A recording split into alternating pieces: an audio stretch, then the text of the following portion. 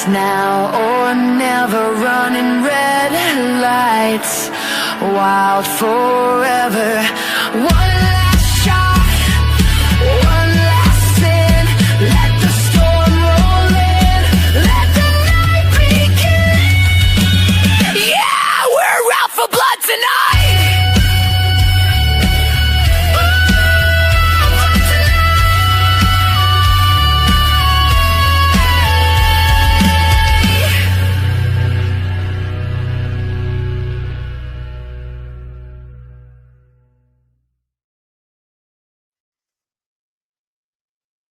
And there I am again. Good evening, my beautiful crime family. Friday night, and here I am, alive, still alive. Crazy. I had a good day though, even though I'm not feeling good. I'm going in Monday, whatever, waiting for the appointment. But I got to see one of my grandsons. I don't get to see very often today, and one of my sons. So that was cool. They stopped by and visited for a couple good hours, and that was good. That was fun. I'm gonna do some things different tonight. Actually, I wanted to jump right into this, and I forgot. That's how I am today, so you have to forgive me. Where is it? Where did you go? Here we go. Yeah, let's just watch this for. It's like not even 40 seconds long. I think you'll remember it.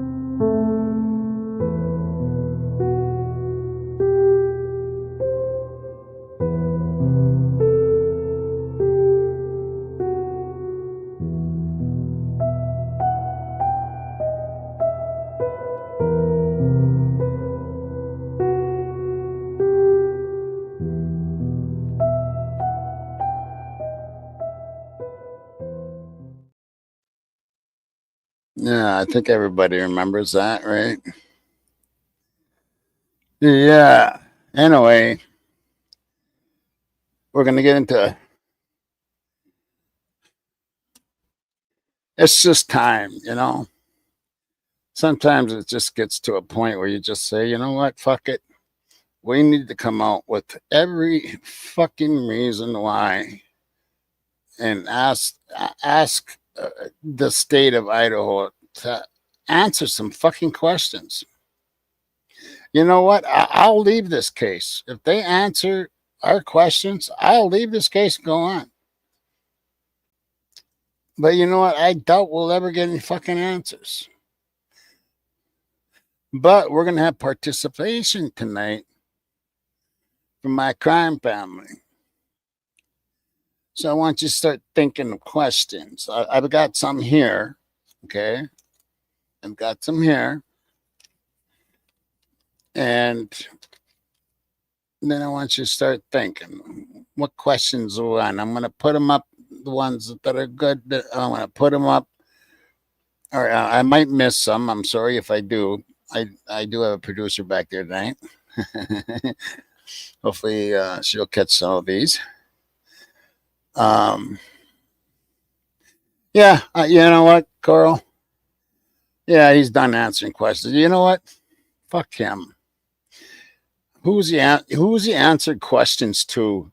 Mainstream media? You know what? I'd love to get that mother on the stand. I'd like to get him on the stand. I'd like to get a few people on the stand. And I'm not even a lawyer, but I know what questions I would ask. Objections or not, I find the wording somehow.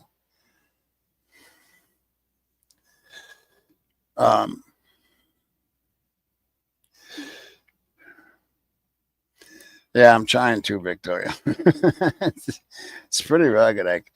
It's pretty rugged.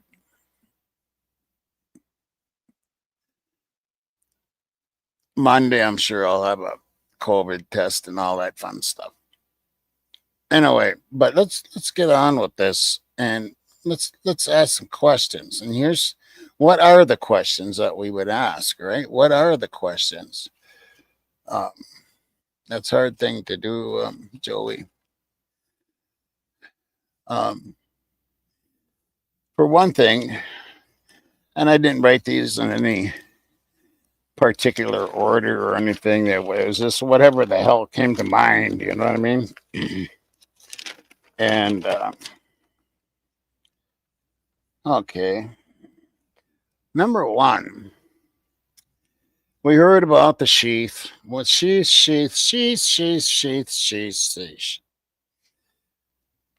We don't ever hear about the knife. One of the questions I want answered is, did the K-bar fit the wounds and all the wounds on every victim? Have we ever had that answer? Have you ever seen that answered? There's a good one too. Did Ethan get into fights? Was there a fight? You know what? They were got. They could. How long did they ask? How long did they ask? Where was Santa and Ethan from 9 to 1?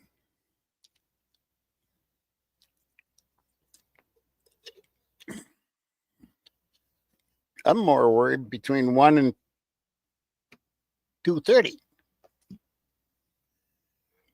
Was that a distraction? Was that a distraction to keep us away from 1 and 1:30? I don't know. Was a picker body cam of the sheath? Yes, thank you, Shelley. And why the 8-hour delay? And you know what? Uh, it's like they're pulling the wool over our eyes, and that's what I don't like about this fucking case. Bill Thompson, you're a piece of shit, dude. You're a real piece of shit. Hitler, you're a piece of shit. And Ashley Jennings, you're a lying piece of shit.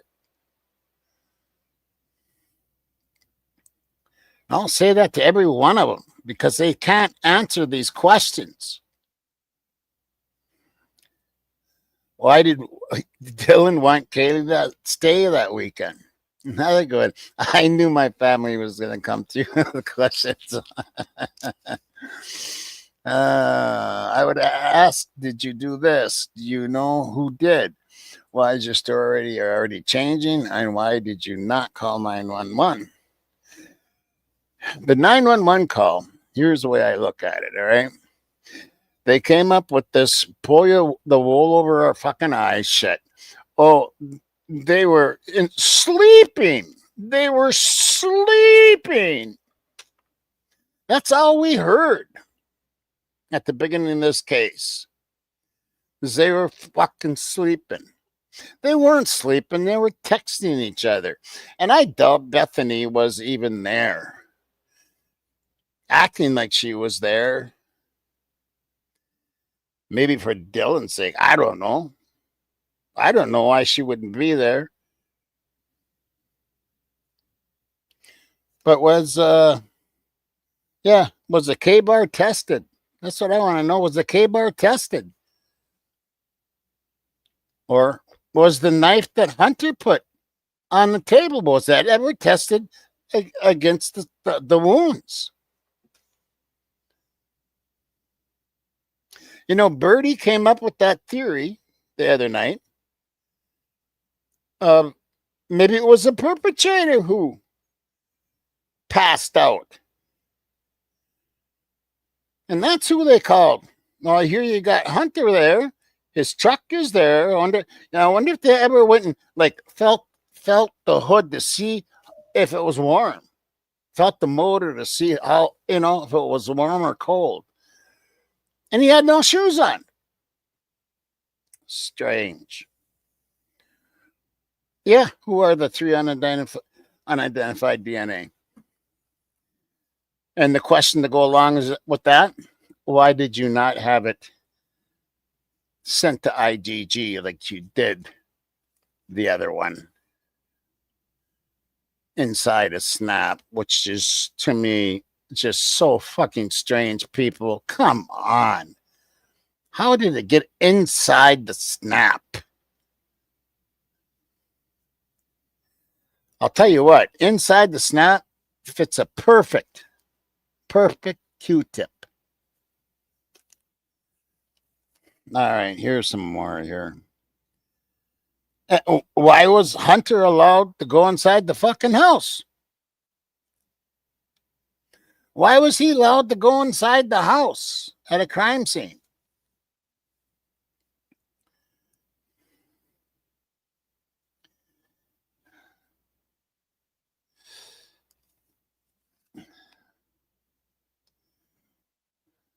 Did they check the phones? Did they check to see if Dylan was there and Bethany was there? Did they check the phones like they checked Brian's? Did they check Hunter's? Did they check David Loach's? Did they check, or did they just zoom in on Mr. Kohlberger? These are questions you know what? These are good questions.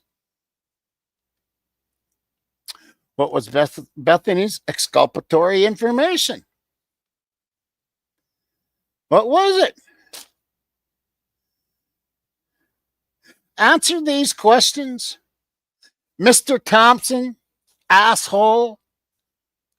You know what? You're a musician and you disgust me. I've been a musician and been playing. How old am I?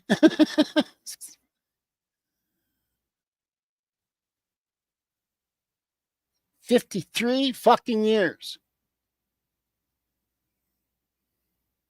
And about 50 gigging. And you disgust me.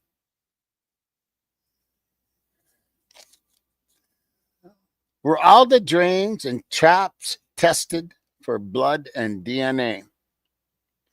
Good question, Shelley. Good question. These are all good questions, and they should be fucking answered. And like I said, Mr. Thompson, Mr. Hippler, and Ashley Jennings, and the whole state of fucking Idaho, I'll give this case up. I'll never say another fucking word about this case if you can answer these fucking questions. And you know what? I bet you there isn't one creator out there that wouldn't say the same damn thing.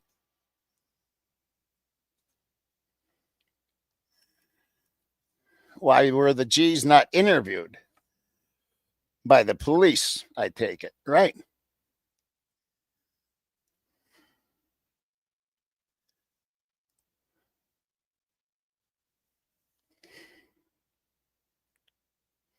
Who was the girl jumping into the black truck at Linda Lane at 423? And who was the driver? Who were those people? Come running from 1122 and jumping in head first.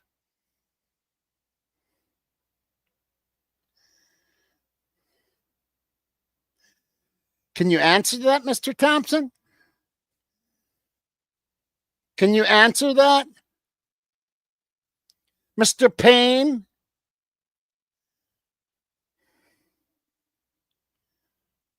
Why did the four cowboys go into the house for a couple of hours? Those are federal marshals.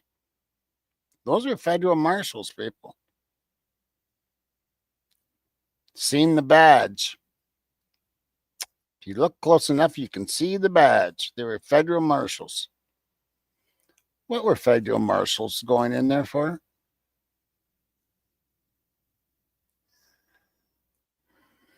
Who were the people watching from the windows?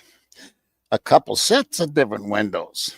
The girl that Molly said she seen, apparently, allegedly. And then you got all those people, and what's the number of that house? 111 Who are all those people?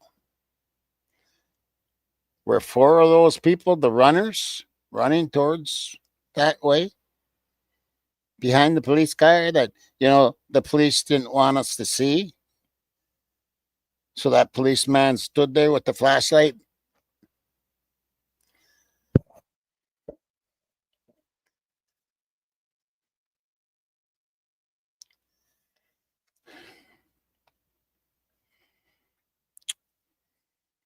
What really happened at Banfield and Linda Lane?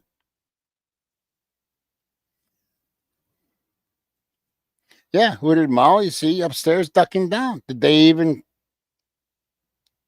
try to find out? I know that the people in the house, like Zana and Kaylee and Maddie, wouldn't be ducking down from somebody. Um,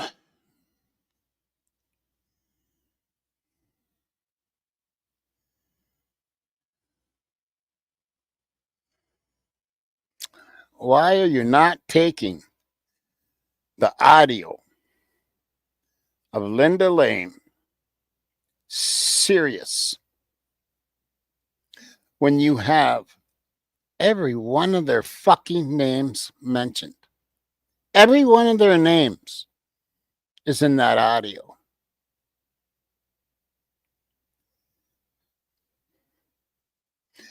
Have you ever looked at the reflections just to see what you can see?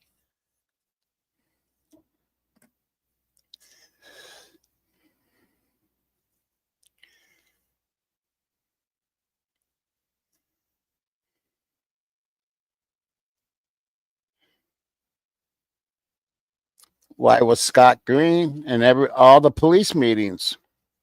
Why was Scott Green in all the police meetings? This was an off-campus crime. This was not a campus crime. Why was he even involved?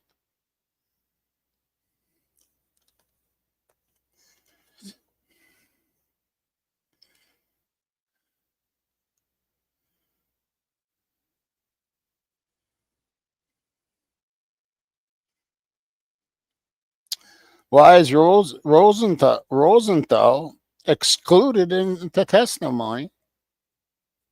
Why is he allowed to take a picture of Kaylee's driver's license? Is that normal procedure nowadays? Is it? Maybe it is. I don't know. But for a noise complaint? And then he didn't write a ticket? But he wanted her picture and her birth date and everything that comes with it. One from Christy B. I want to know if they found Ethan's clothes in Xana's room since he was found naked. Great question. Another question to go along with that, and I hate to go there, but was there a mutilate? You know what I'm saying? Like we've heard on Ethan, and was there a SA on Ethan?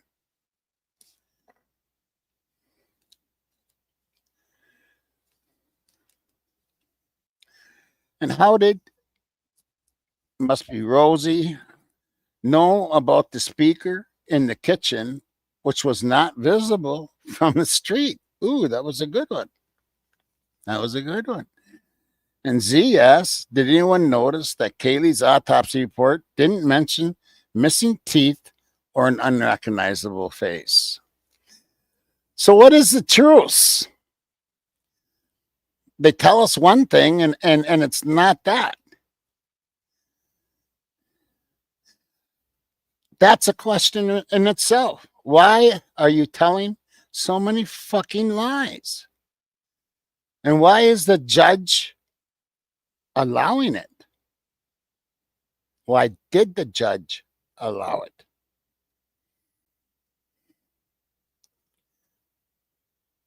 Exactly why was Xana's pants off her if it wasn't a SA?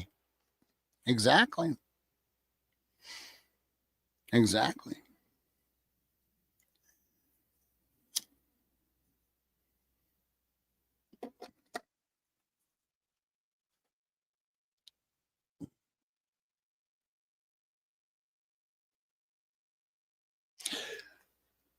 Did any of the girls have OnlyFans accounts? Did any of the girls have OnlyFans accounts? That's something I would like to know. Did they have OnlyFans accounts? Why was there a credit card reader in the house?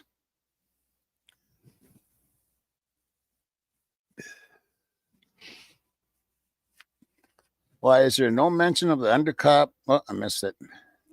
Good to see you, Ro. I got your back. Why didn't JD call the GS in the car? The GS, I'm not getting that. I'm sorry. GS, is that what it says? Call it. Oh, the G's in the car. Right. Exactly. Why didn't he call the G's when he was in the car? Something happened at the house, and he said he didn't know. But yet he doesn't call the G's to tell them, hey, something happened at the house.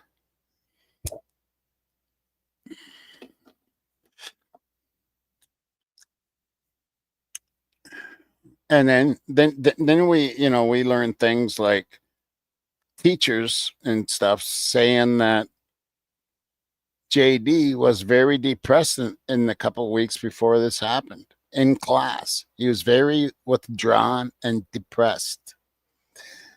Here's from Transformer Uplifter. Why wasn't BK invited at once for interrogation? Good question. Immediately after the authorities got BK's name on December 19th per press interviews. Like what was done to people initially invited for questioning. Exactly. Why every crime show I've ever watched,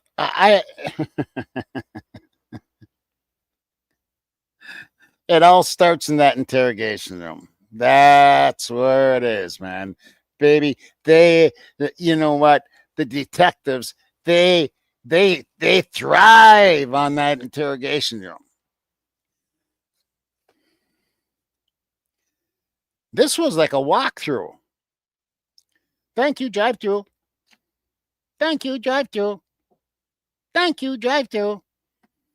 There was no interrogations. That's the first thing I would have done is interrogated every one of them. Who called Todd if my butt not allowed in until after 5 p.m.?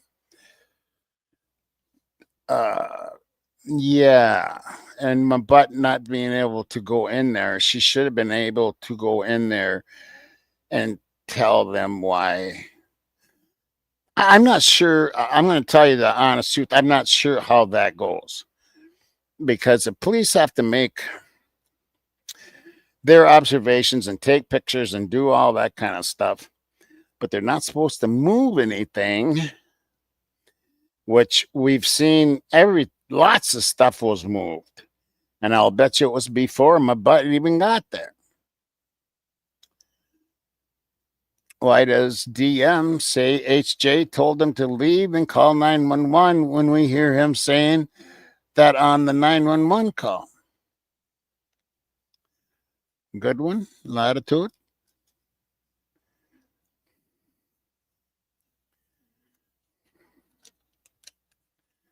Todd. Yeah. Time of death. Yeah. Time of death. I'm sorry, Shelley.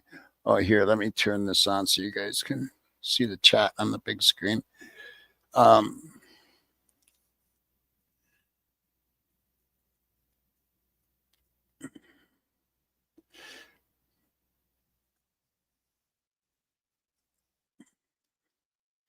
oh, exactly. Row. Yeah. Why not harder questions? I mean, like I said, it was thank you, drive through. Thank you, drive through. Oh, yeah. Oh, okay. All right. You're cleared.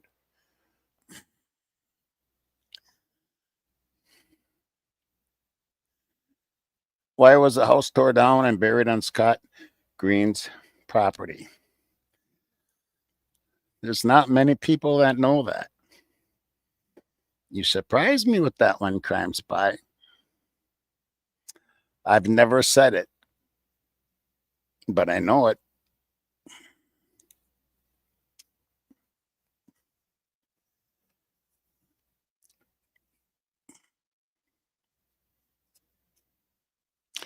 And to go along with that, did any of the girls have OnlyFans accounts? Was were they in any form of escort? Were they in any form of escort business? And to go along with that, why so many bank accounts with all of them? Why so many bank accounts? To me, that smells like washing of money, laundering money. That's what it smells like to me.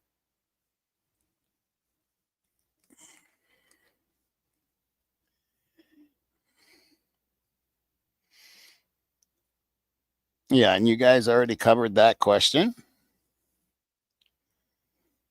You guys already asked that question.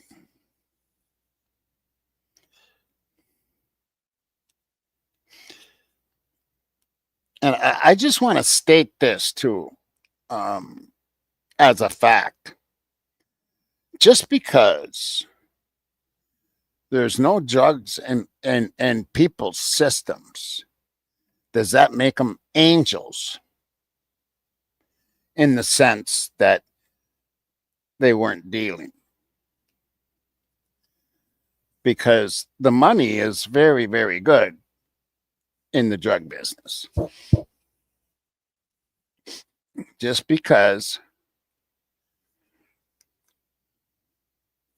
there's no drugs in the system does not mean that drugs were not going through that house.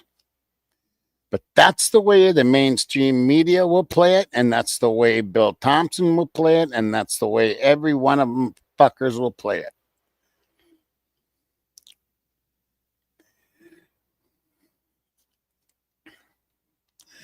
What was the other weapon used? Yeah, they Maddie and Kaylee and Maddie had the wounds weren't the same. The wounds weren't the same. What other weapon was used?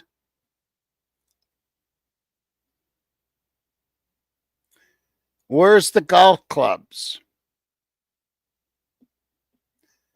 Was those stripes that they seen on Kaylee's face from a golf club?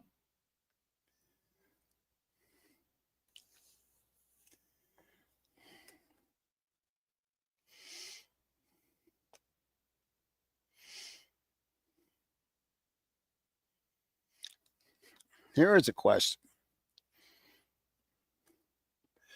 Maybe some of you know the answer. I don't know. Why did they all quit the fraternities and sororities? Why did they quit the fraternities and sororities?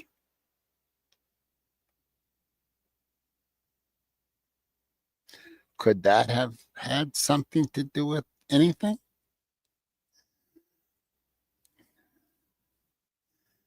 Well, I don't know about that one, Crime Spy.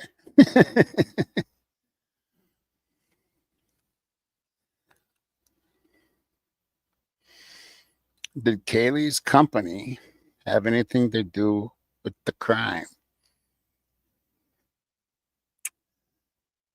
That's a good question, also. You're right. That's the second time I've heard that tonight. They never mentioned Kaylee's face in the autopsy report,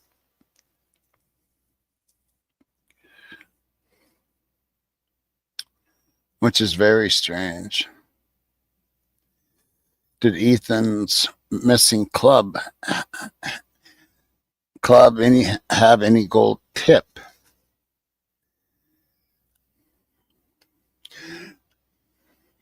Not sure where you were going with that one, Vibration.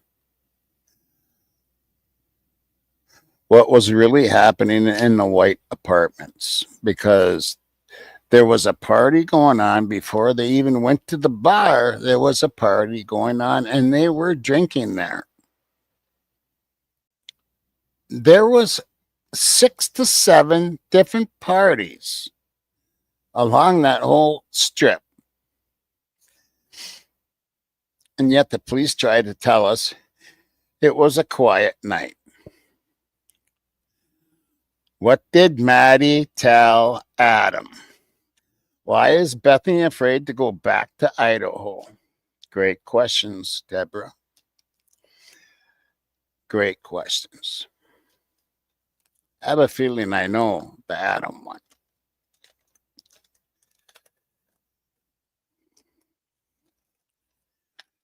Yeah, and we haven't heard anything about. Well, it's so confusing because the way they do the redactions. That's another question, right? Fucking there. Why so many redactions when the damn case is done and supposedly done and over?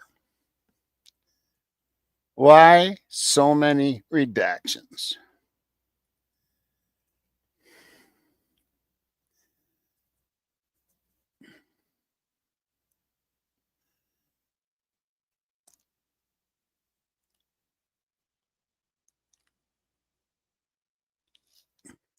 Yeah, why lie? Right. Latitude. How did the bodies get out with the tire tracks without tire tracks, witnesses, or pics when podcasters and news were swarming the place?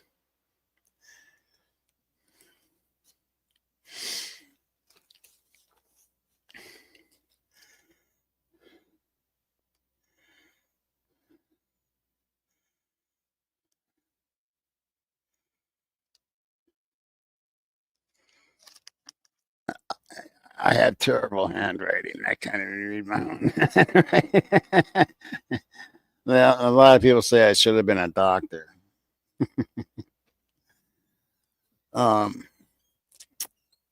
we haven't got proof through the autopsy reports, but why was Kaylee's face so smashed in? If it was,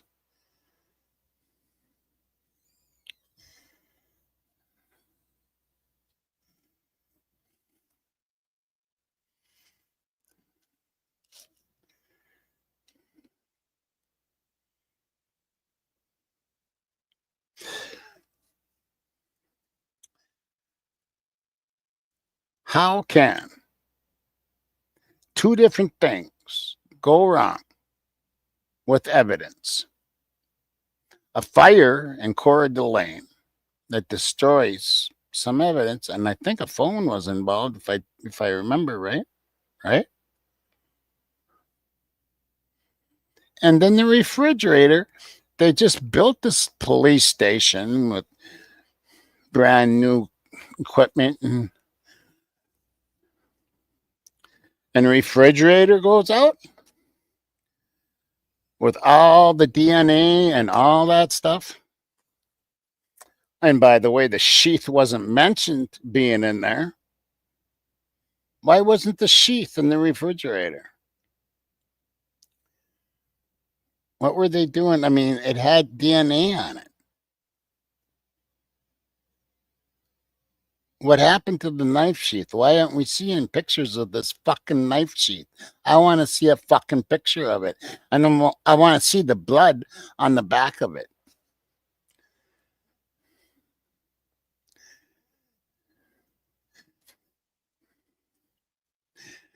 Does the fireman that was killed,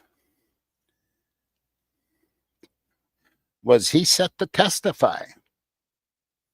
Was he set to testify for Mr. Kohlberger? Good one, Crime Spy.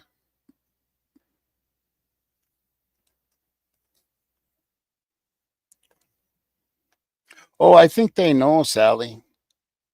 I think they know exactly what caused it.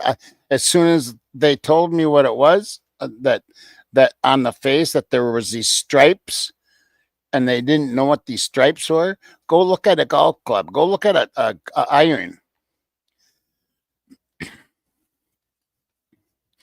That's exactly what it was, in my opinion. Of course. um,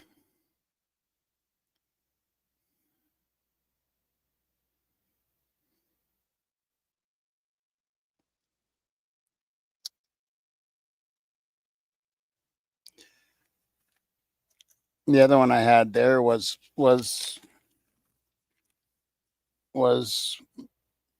Ethan. And I don't know how else to say this word.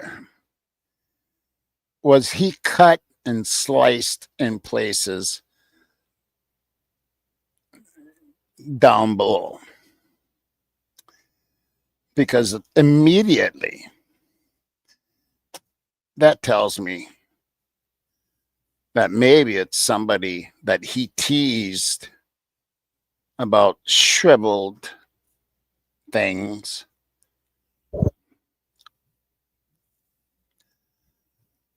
There are so many questions. There we go. Was Ethan castrated?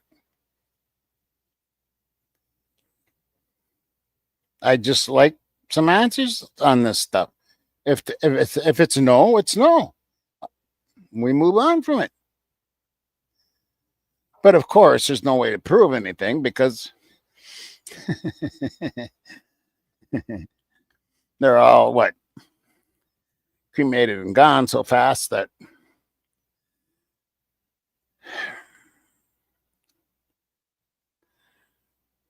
what else we got?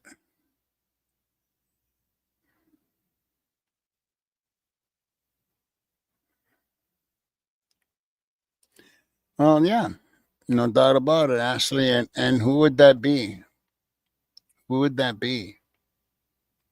I'm getting tired of people, um, like the police departments and the and the mainstream media covering for people that did this. And I think every one of us here know who did.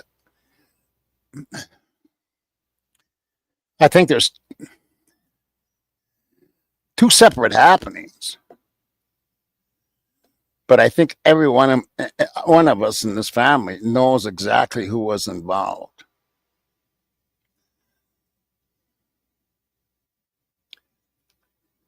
Right down to roommates.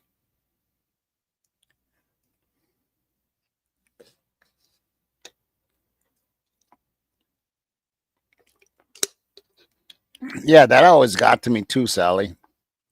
What? Why was the home protected until it was tore down?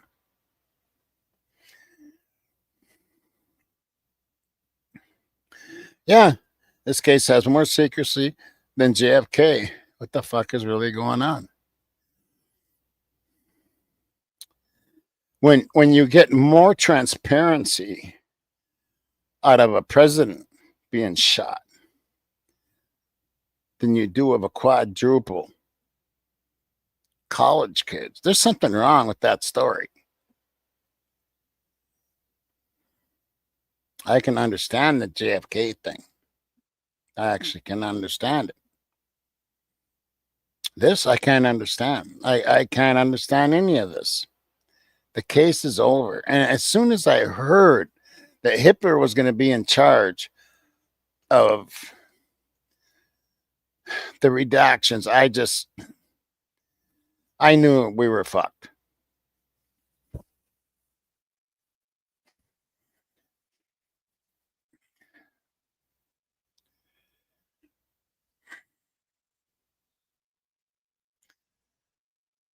What do we do? What do we do? Do we keep going on this case and asking the same questions over and over and never getting anywhere? We really don't get anywhere. I mean, we can come up with theories and we can come up with this and that. But again, as I stated before, there's supposed to be other investigations within this investigation. Now, if that comes out and everything comes out, then I can see why. Then I can see why. Why did so many MPD cops supposedly retire? I think some of them retired because Payne got the lead investigator. What is the investigation that's tied to this case that's still going on?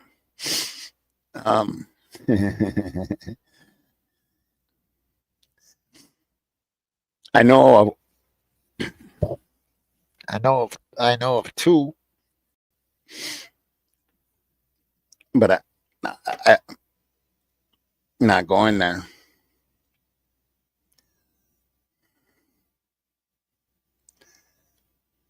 That was explained, Christy B. That was explained. Was it last night in Birdie's show? I think when I was on Birdie's show.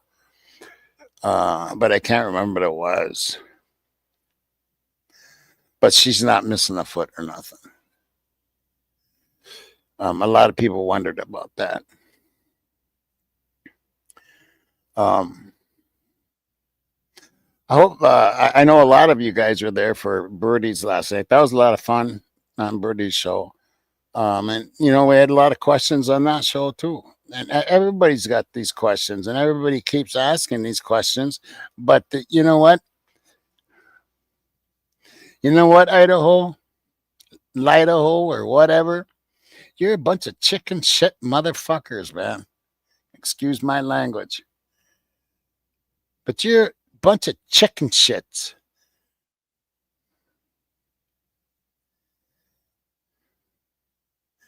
If you got the information that everybody's looking for, put it out there.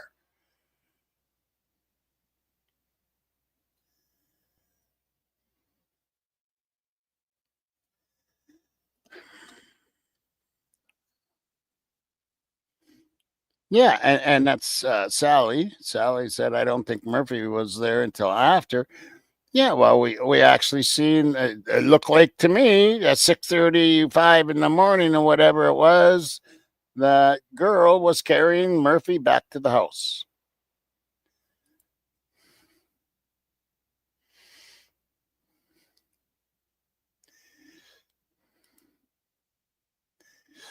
Well,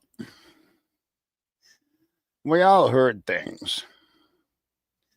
I'm gonna look up a couple things here. I'll be right with you.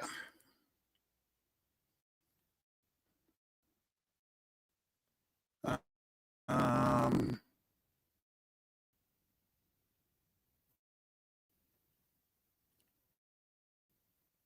we could watch that over, but let me look here instead.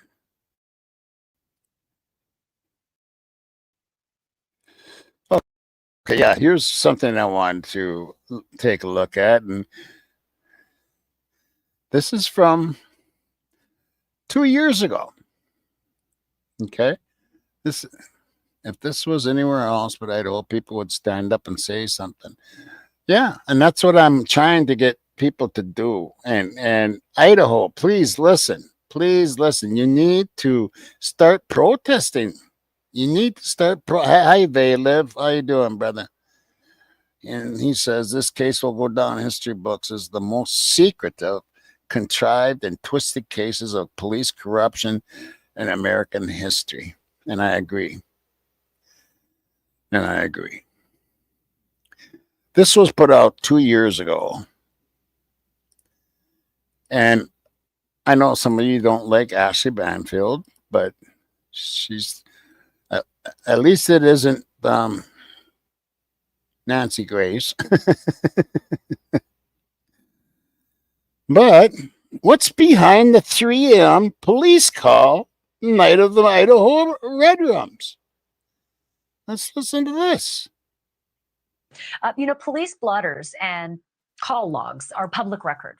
Anybody can see them, and rightly so, because taxpayers pay for that work product.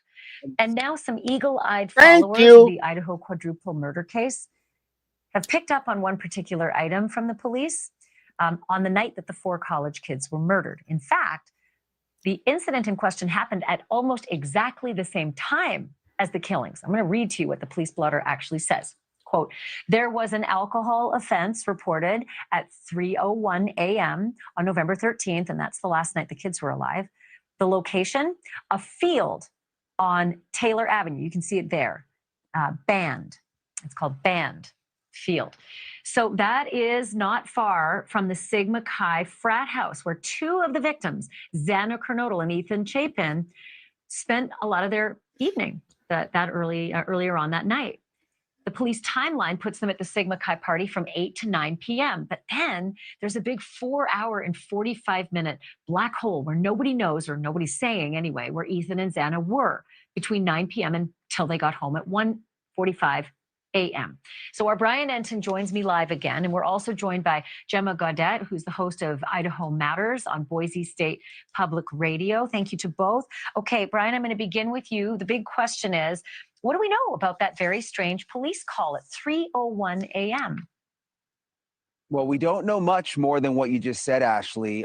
It was in the police blotter. 301 had something to do with alcohol. Police did take down a report, although we haven't been able to get that report at this point. This is the field behind me where the call was made, the big white field right there. That's the frat house you just talked about. You can see with the Christmas lights, and it's all very, very close to the house where the murders happened.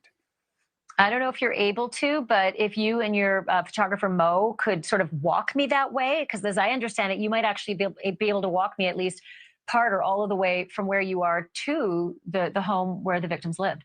Hey, Phoenix.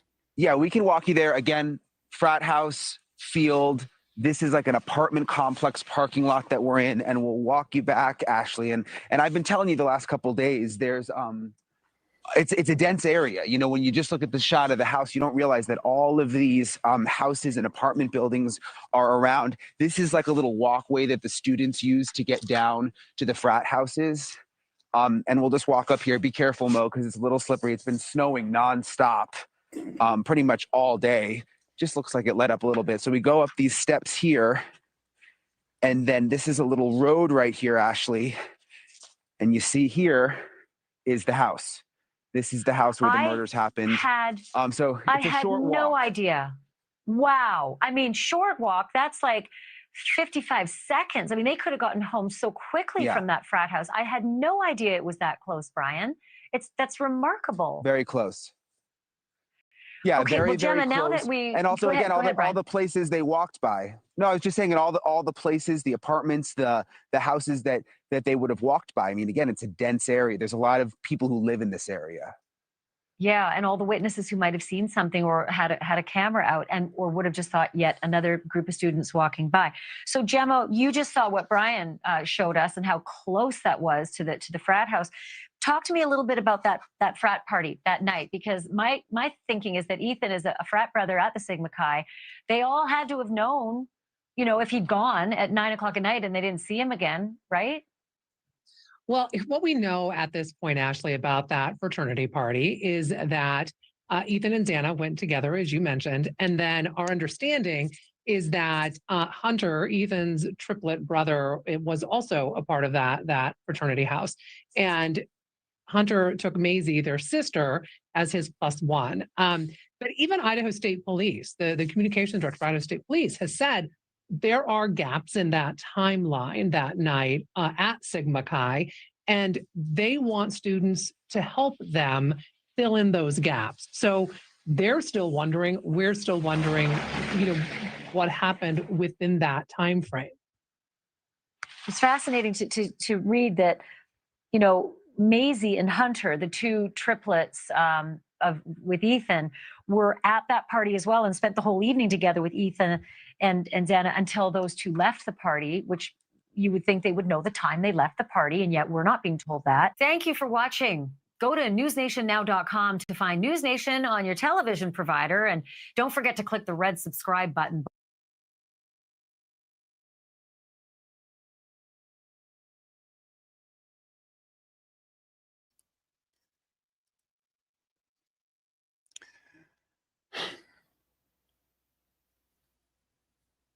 Crazy. Oh, you can almost see my little. Let me show you.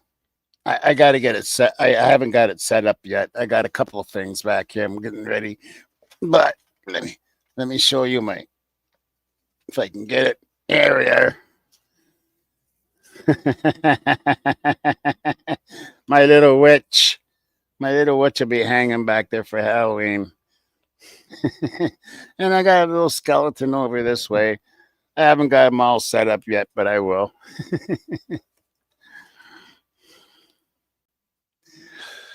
Okay.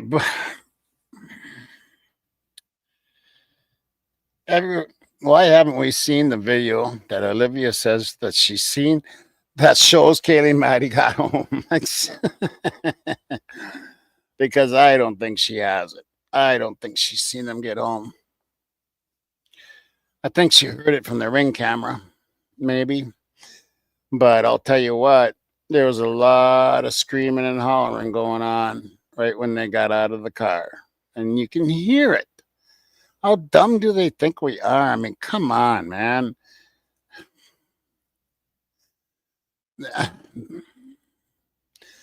This case gets so upsetting.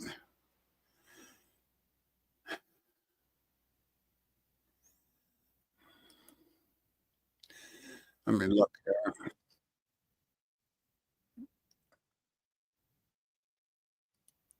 Okay, we looked at that the other night, but geez, that is a good one.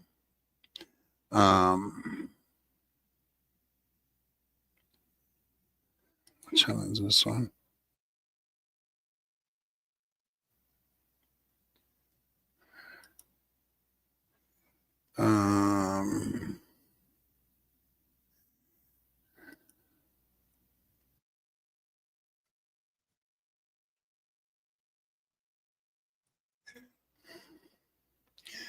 Okay, now just to set this straight too, because I want to set everybody straight on this, because people like to argue about, yeah, where the fuck was BF? I know.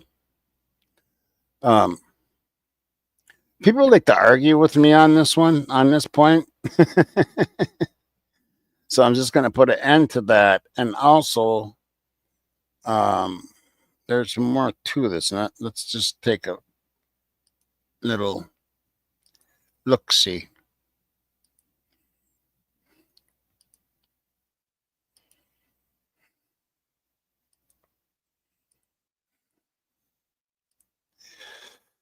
All right, this is right from Inside Edition, people.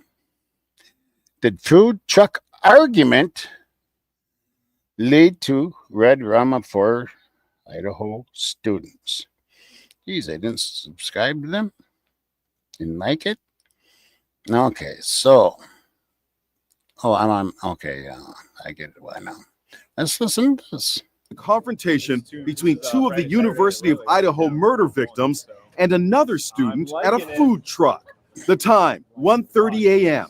just hours before the murders. Kaylee Gonsalves and Madison Mogan stopped for mac and cheese after partying at a nearby bar. Everybody seemed like in good spirits, nothing seemed off. And then they start interacting with a couple other people. They're waiting for their food. Now look at this. Video shows Madison pointing at a man in a hoodie who appeared to have followed them to the truck. We had the video and audio from the clip enhanced, and you can hear her using an expletive. Blank you, mister, she says. Police have already announced they have cleared the young man in the hoodie. Audio engineer Anthony Nelson enhanced the audio for Inside Edition. Wait a minute. I gotta look. And you can hear her using an expletive. Blank you, mister, she says. Police have already announced they have cleared the young man in the hoodie. Audio engineer Anthony Nelson enhanced the audio for Inside Edition. What do you hear in that instant? She says, you. So, was there an argument? If so, what was it about? Kaylee's parents say, in their opinion, some of the individuals have been cleared too prematurely. Nancy Grace, host of Crime Stories, says the victims' families are being mishandled. Number one thing. No, I don't want to listen to you. Meanwhile, the focus is shifting to where the other two victims, Xana Kernodle and Ethan Chapin, were between 9 p.m.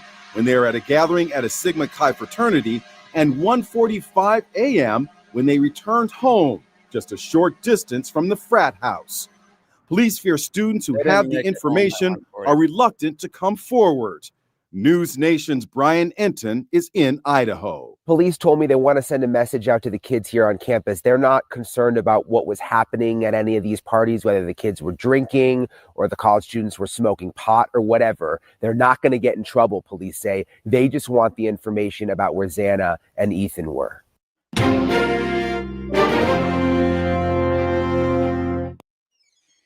They just wanted to know where Xana and Ethan were.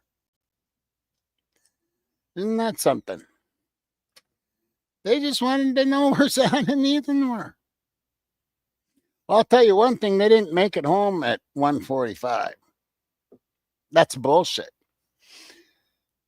And if you want proof that there was probably at least 25 people involved in this, that's it right there. Because they did not make it home at 1:45. Listen to the Linda Lane audio. They did not make it home at 1:45. So who told them that they made it home at 1:45? Everybody knew what was going on, people. That's just like that great big fight that happened. And nobody was believing me when I said at Fight Club that there was over 100 people there. Nobody believed me. And then months later, there's a big fight out by Sigma Chi with some football players and stuff, and there was over 100 people there. Why was there over 100 people? Because it's called Fight Club.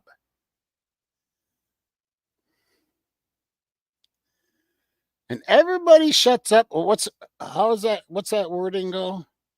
You know, about Fight Club? I mean, nobody talks about Fight Club. Nobody does. Nobody does. Can people take Fight Club and turn it into Red Rums? Oh, yeah. Oh, yeah. There's no doubt in my mind.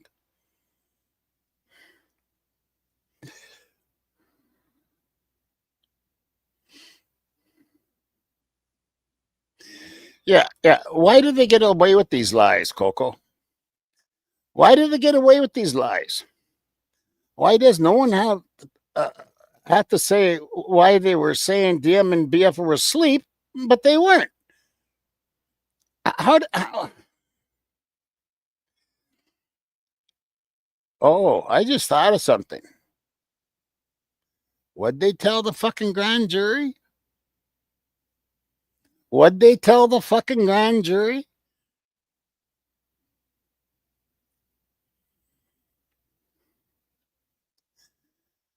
That's another thing I'd like to see. Totally transparent.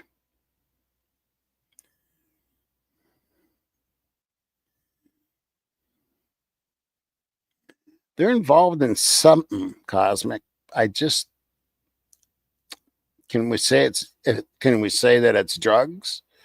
We can.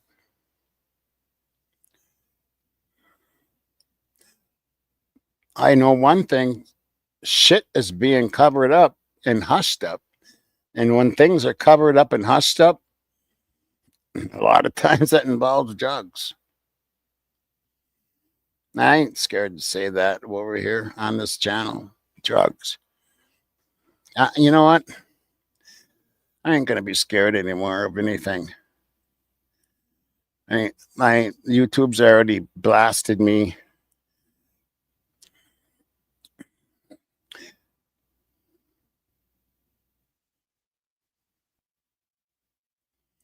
Yeah, that's true too, Coco. Where were all the sororities? Where were all the girls? It just seemed like guys. Just seemed like guys. What I'd like you to do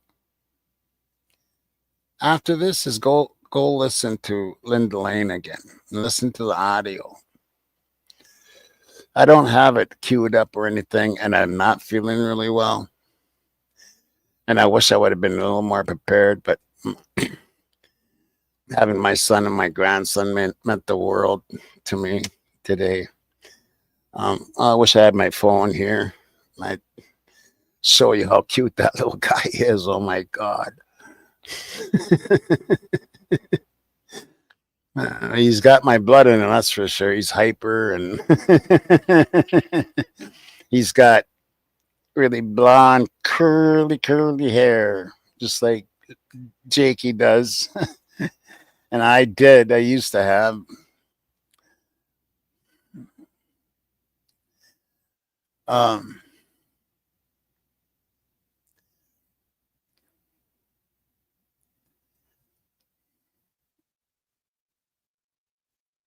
Yeah, Terry, there is proof that a female is involved in the top layer. She said not to park here tonight. Well, actually, they told her not to park here. And then that one dude says she shouldn't park anywhere around here. Now, why would that be? She shouldn't park anywhere around here. And you know what? I'm starting to wonder about, I said in front of 500, right? Off to the right. I think everybody knows. Anybody that's followed my channel forever knows where I'm talking about. But now I'm starting to wonder, because my timing on Zan and Ethan were 2:20 to 2:30. They could have hauled them to the house by before 3 o'clock. Easy. Before Rosenthal got to the. Why were all those kids and those 4 running? And there was those other kids, and they all looked like really nervous. One looks like has Ethan's shirt on and Xana's shorts. Did it happen right at Banfield? Did it happen right at fucking Banfield? It happened somewhere where it could pick it up at the Linda Lane camera. Now there is like not tunnels, but there is like entryways or in between houses, apartments, and whatever that could pick up the sound fairly easy.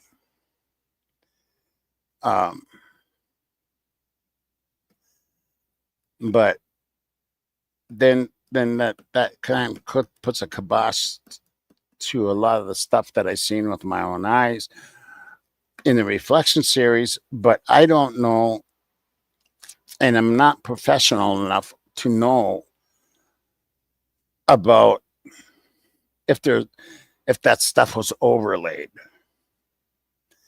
Yeah, oh, there's bonfires everywhere. Yeah, where was the bonfire? By Banfield? Is that what you're talking about, Coco? The one right across from Banfield, going like that way? Like here's the fire hydrant and going that way.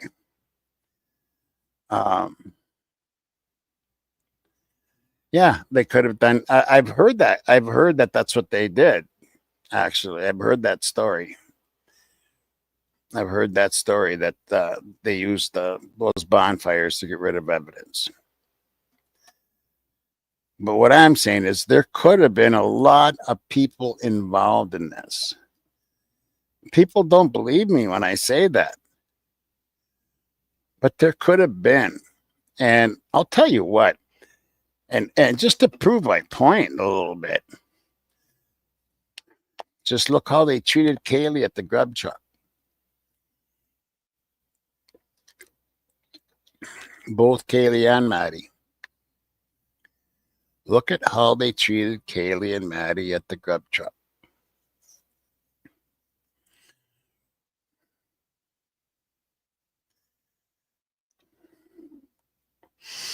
Everybody knew something was going down.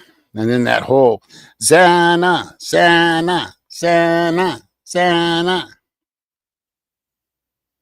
Everybody knew something was going down. All it takes is one. And I'm reaching out to you right now. I'm reaching out to you. People from Moscow, from Pullman, from that whole area. I'm reaching out to you. Just come forward. If you have to go to, well, Lake Crime Spy said, catch Patel. Or go to an FBI office that's not so close by.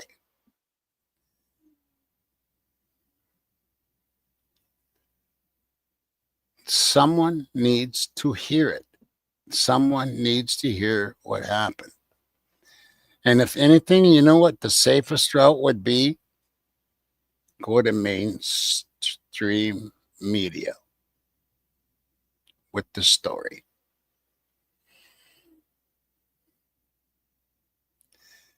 I'll tell you what, they will grab it.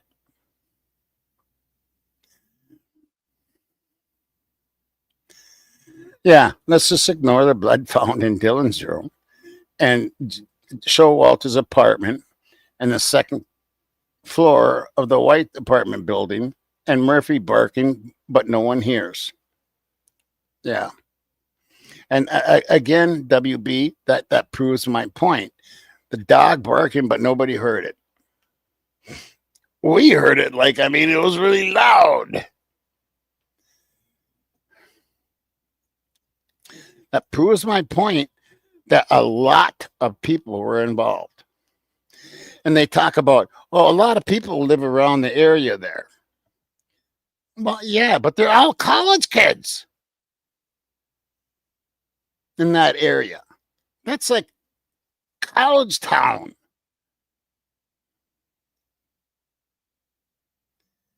Not everybody likes to live on campus.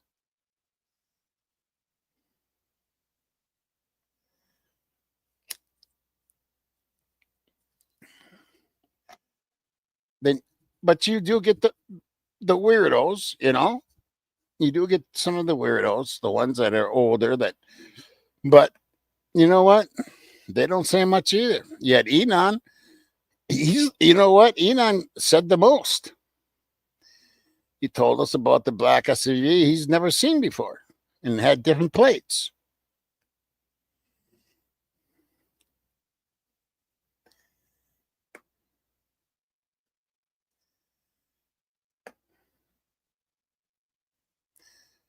You have Kopaka, who was 36 years old, living with college students. Why was he living with college students?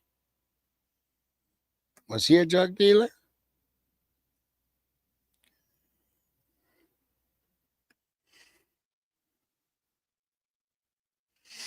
Yeah, of course the neighbors heard nothing. They're scared. They're totally scared, people. They are. They're totally fucking scared.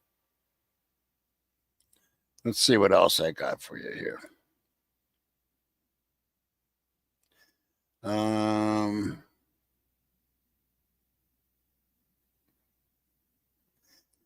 Let's give a listen to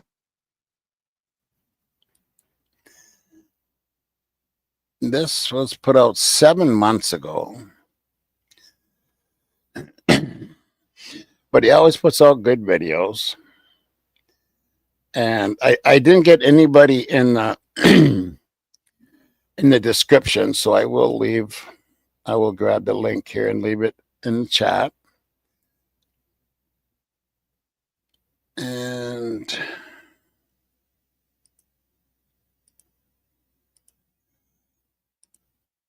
this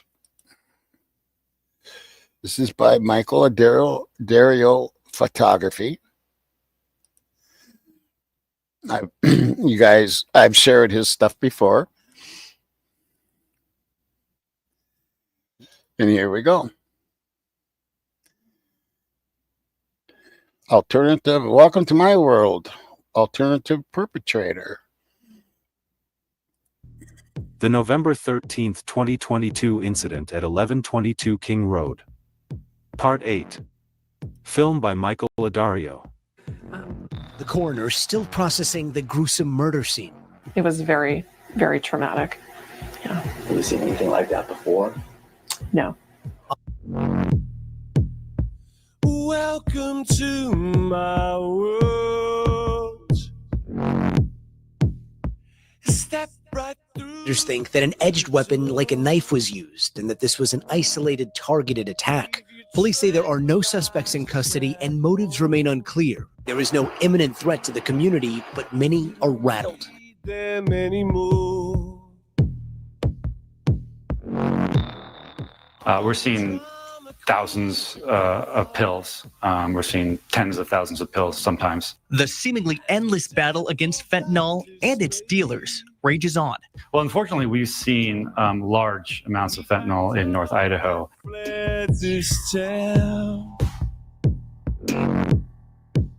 Hurwitz says that's partly because dealers are exploiting the I-90 corridor in North Idaho, trafficking drugs to communities like Coeur d'Alene and nearby states like Montana and the Dakotas.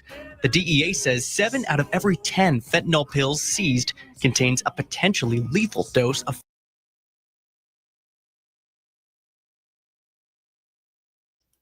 Now, why would Josh Hurwitz be put on the case? I mean, this is what he's about. Fentanyl.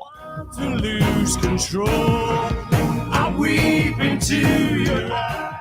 But Idaho is finding a way to clamp down, leading a nationwide effort on tough sanctions for death-resulting cases. The penalties are really high. It's a 20-year mandatory minimum in federal prison. And we use that statute regularly when the situation justifies it. Welcome to Arrests and seizures are climbing. Hurwitz says oftentimes traffickers are willing to give up names in exchange for a lesser sentence, allowing agencies like the DEA to work its way up the chain and eventually cut off distribution at the source.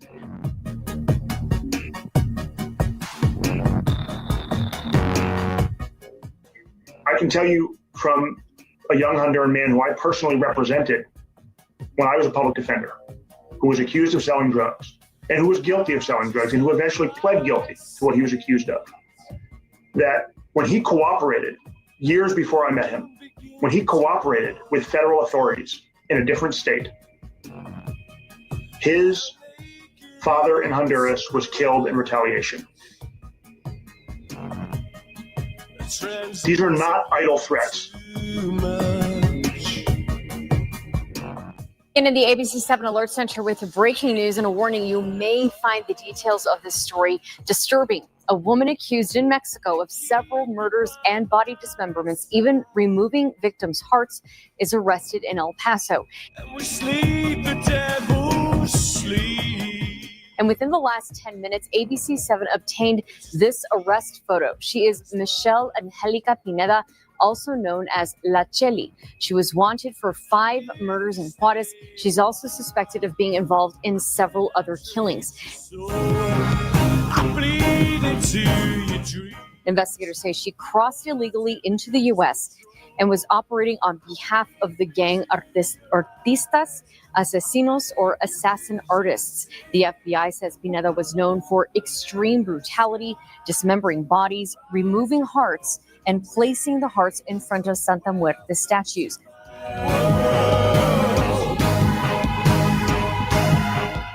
Authorities say they found guns, machetes, and fentanyl, as well as other drugs at the motel. El Paso's FBI says several law enforcement agencies worked together to arrest Pineda at an El Paso motel.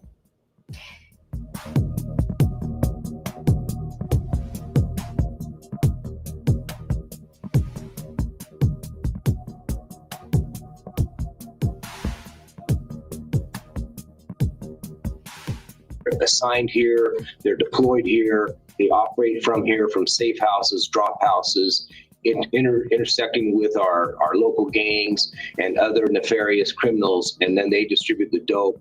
But it's all run by the cartels.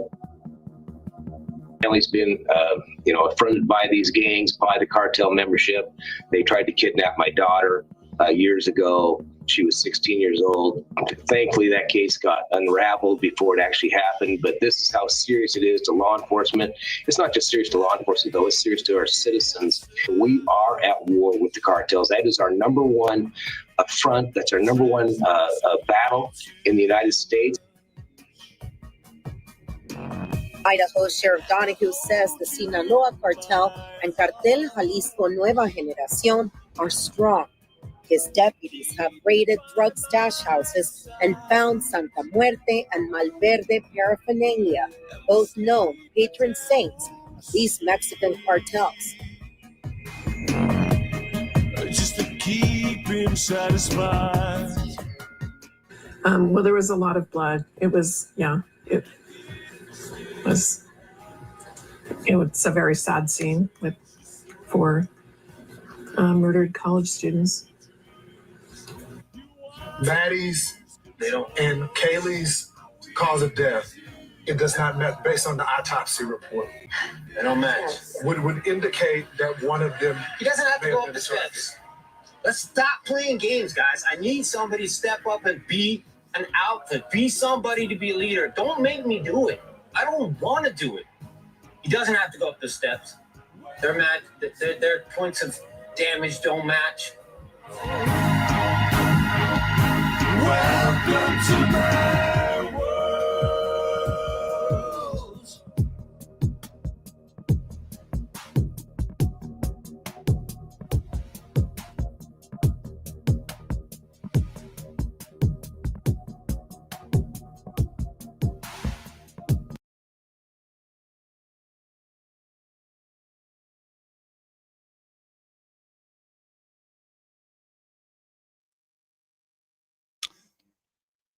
So, yeah. Why aren't we hearing anything about this case? Are they shushing it up? Because there is other ongoing investigations going on, like I've said. But even so, these questions need to be answered. Oh, they need to be answered, or we're just going to keep going.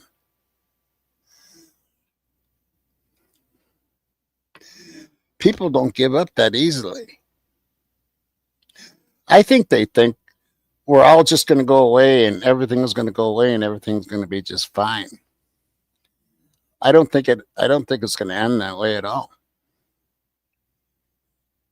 I think people are going to finally get pissed off and do something about it, and which we should. We should be so pissed off right now that we're writing our congressman about this shit.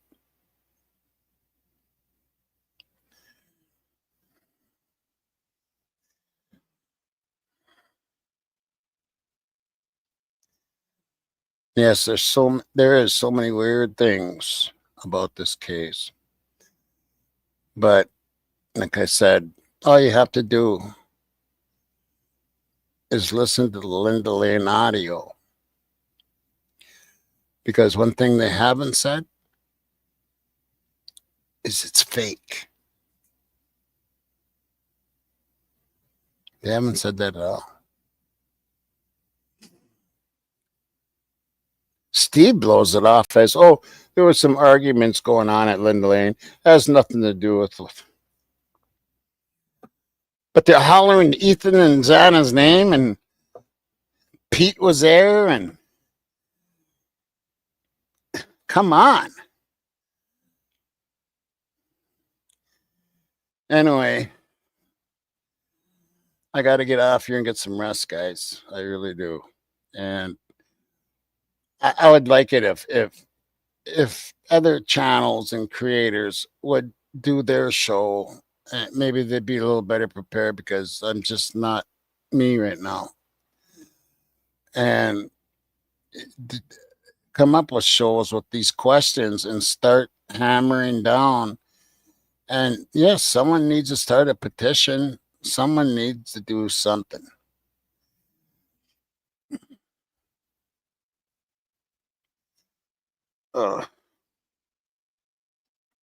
Yeah, I'm not feeling very good at all.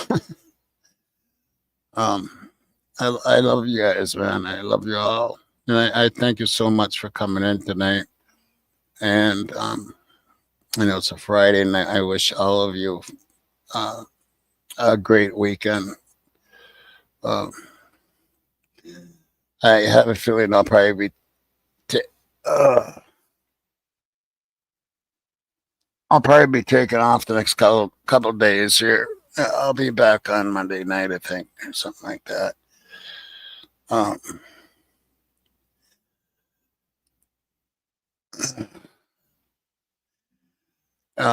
Is Randy still here? Randy, are you still here, bro? There you are, brother. Randy, I got a treat for you. I got a treat for you. And I got a treat for everybody. I love you all, my subs. You're my heart. My mods, you are my soul. Thank you, Cole. I love you. And well, until next time, rock and roll. All right. Keep it going, man. Keep it going. Pressure the other creators to run the same kind of show with the questions. And let's get these out there. Let's get the questions out there. Let's get them on. Get a petition going.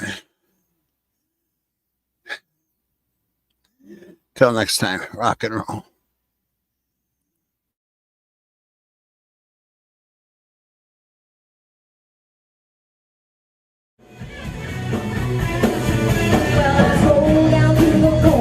My numbers in the word, but mine's 11 million, so I call it Caesar word. I bought a pack of camels, a burrito.